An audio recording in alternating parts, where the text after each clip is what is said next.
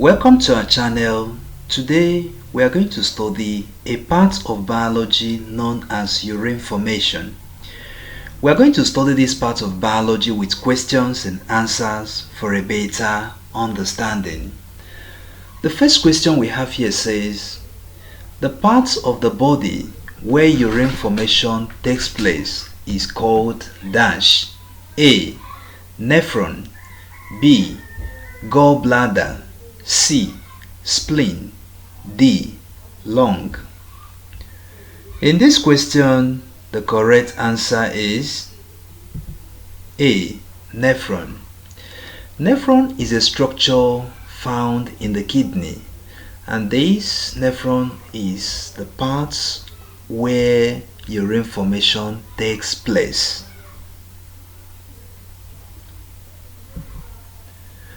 The next question says, urine formation will be greatly affected if the body fails to produce dash. A. Oxytocin. B. Prolactin. C. Antidiuretic hormone. D. Thyroxine. In this question, the correct answer is C. Antidiuretic hormone. Antidiuretic hormone is a hormone that plays a great role in urine formation.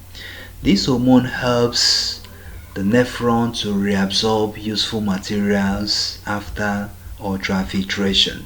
So studies have shown that this hormone helps a lot in urine formation, and when there is issue when the body fails to produce this hormone, urine formation will be negatively affected. The next question says, the nephron's crucial first step in urine formation is dash. A. Ultrafiltration. B. Selective reabsorption. C. Photosynthesis. D. Photolysis. In this question, the correct answer is A. Ultrafiltration. Ultrafiltration is the first physiological step in urine formation. This process called ultrafiltration is the filtration of blood under pressure, and this ultrafiltration is the nephron's crucial first step in urine formation. The next question says, which of the following is a product of ultrafiltration in the Bowman's capsule? A. Glomerular filtrate. B. Cerebral filtrate.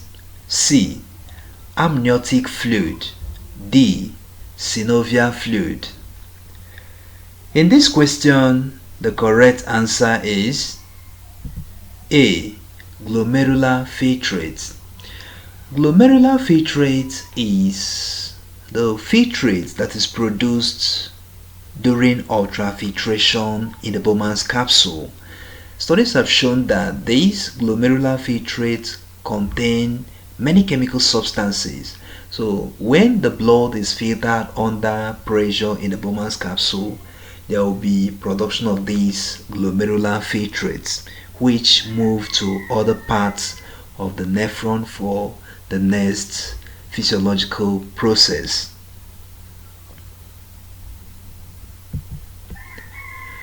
The next question says, the following are components of glomerular filtrate except dash. A. Water. B. Cell. C. Glucose. D. Amino acid. In this question, the correct answer is B. Cell. Studies have shown that these glomerular filtrates contain some chemical substances such as glucose, amino acid, ions, water, and other chemical substances. But this glomerular filtrate lacks uh, red blood cells and other large molecules like proteins. So glomerular filtrates contain different chemical substances excluding cells and large molecules like proteins. The next question says, the coiled capillaries in the nephron with blood filtration capacity are called dash. A. Glomeruli. B. Urethra. C. Neurons. D. Hormones. In this question, the correct answer is A. Glomeruli. Glomeruli are coiled capillaries in the nephron with blood filtration capacity.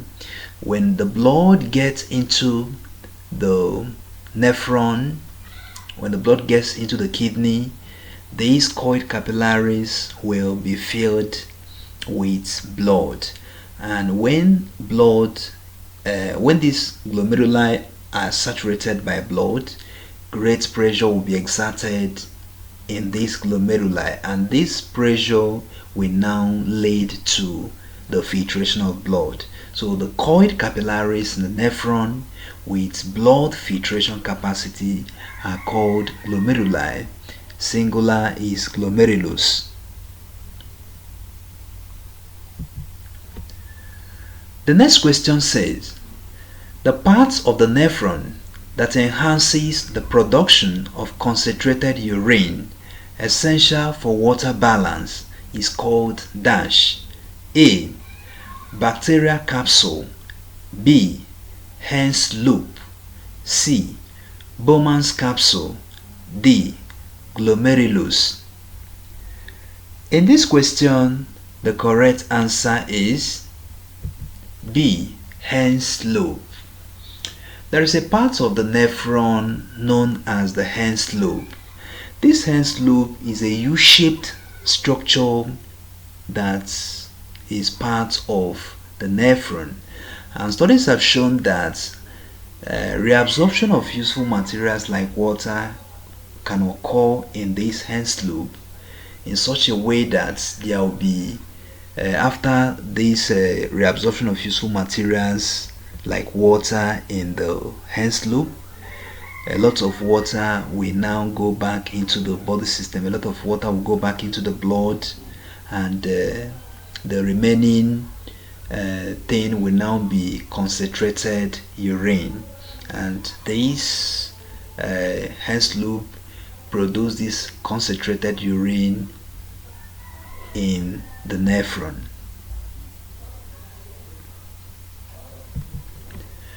The next question says, which of the following is true about ultrafiltration in the nephron? A. It is the filtration of blood under pressure. B. It is the first step in urine formation. C. It takes place in the Bowman's capsule. D. All of the above. In this question, the correct answer is D. All of the above. Ultrafiltration is the filtration of blood under pressure, and studies have shown that this ultrafiltration is the first physiological step in urine formation.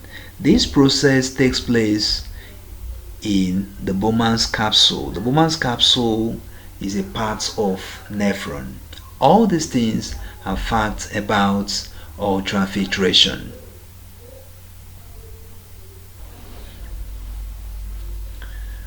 The next question says, Hen's loop is a target of some diuretic drugs. A. True. B. False. C. All of the above. D. None of the above. In this question, the correct answer is A. True. Studies have shown that this part of nephron known as Hen's loop is a target of some diuretic drugs. Diuretic drugs are those drugs that are used to solve some kidney issues. So these diuretic drugs go to this part of the kidney known as Hen's loop to correct some abnormalities when there is abnormality in these parts. The next question says, after ultrafiltration, some useful materials are selected from the glomerular filtrates. The process of selecting what to return to the body is called dash A. Osmosis, B. Selective reabsorption, C. Hormonal secretion, D. Transpiration. In this question, the correct answer is B. Selective reabsorption. Selective reabsorption is the process of taking or bringing out some useful materials from these glomerular filtrates, and these useful materials will now return to the body. So the process of selecting what to return to the body from these glomerular filtrates is what we call selective reabsorption. This process is very important because if this process does not occur, there will be a lot of issues in the body. A lot of useful materials like glucose, water, amino acid, and other useful materials will be wasted, especially through urine. So this process is a process that ensures that the blood gets back all the useful materials after ultrafiltration. The next question says, the parts of nephron responsible for selective reabsorption of higher percentage of the chemical contents of glomerular filtrate is dash A. Proximal convoluted tubule, B. Bowman's capsule, C. Collecting duct, D. Hen's loop. In this question, the correct answer is A. Proximal convoluted tubule. Proximal convoluted tubule is the part of nephron responsible for selecting or responsible for selective reabsorption of higher percentage of the chemical contents of glomerular filtrates. There are various parts of the body where reabsorption or where selective reabsorption takes place. We have said that Hen's loop is a part where selective reabsorption takes place, but majority of selective reabsorption occurs, or the major contents or higher percentage of the chemical contents of glomerular filtrates are selected, or this occurs in these parts known as proximal convoluted tubule.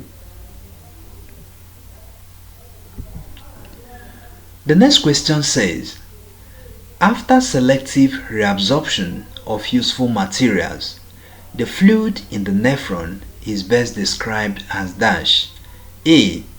Feces, B. Urine, C. Urea, D. Sweat. In this question, the correct answer is B. Urine. Urine is the product of or is produced after selective reabsorption. So when the selective reabsorption is over, after selective reabsorption of useful materials, the remaining fluid in the nephron is now urine.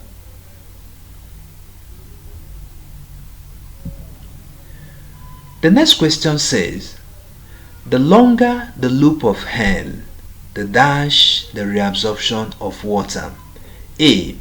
The more efficient the reabsorption of water. B. The less efficient the reabsorption of water. C. All of the above. D. None of the above.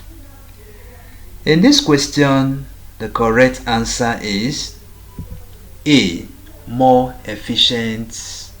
The more efficient the reabsorption of water. Studies have shown that the longer the loop of hair, the more efficient the reabsorption of water.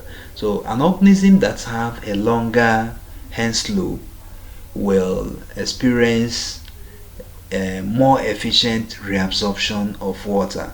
Studies have shown that all animals that have kidneys don't have equal length of Hens loop. So those animals with longer Hens loop have a better chances of more or effective reabsorption of water. The next question says, desert animals that have no access to water have dash Hens loop in their nephrons. A. Very short Hens loop. B. Very long Hens loop. C. Short Hens loop. D. No Hens loop. In this question, the correct answer is B. Very long Hens loop in their nephron. Research have shown that desert animals that don't have access to water have very long Hens loop in their nephrons. God designed this long Hens loop in their nephrons to enable them to reabsorb a lot of water into their body after ultrafiltration. So these animals with very long Hens loop have a better chances of reabsorbing a lot of water into their blood. Desert animals that have no access to water have very long Hens loop for efficient reabsorption of water in their nephrons.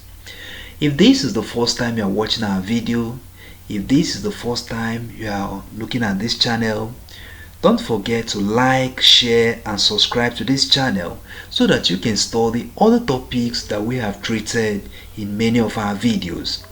In this channel, we make educational videos in the area of biology. We study biology with questions and answers to make biology easy for everyone.